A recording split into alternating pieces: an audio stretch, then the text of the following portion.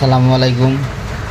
এই দেখেন আমার শখের মুরগি আজকে 5 দিন ধরে অ্যাক্সিডেন্ট করেছে, কিন্তু আজকে বৃষ্টির কারণে এই মুরগিটা বাঁচানো সম্ভব হচ্ছে না। মুরগির জন্য একটু সবাই দোয়া করবেন।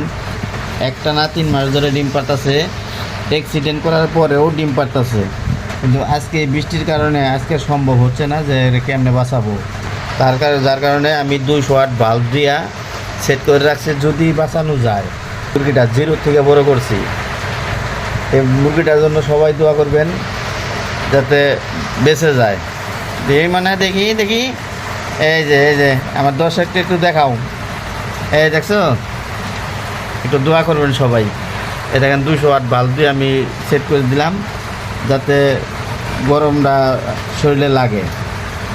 বাইরে প্রচুর বৃষ্টি, এত বৃষ্টি যে দেখেন কীরকম বৃষ্টি, কিন্তু এই যে আজকে মনে হয় যে এই সমস্যাটা ভুগতেছে।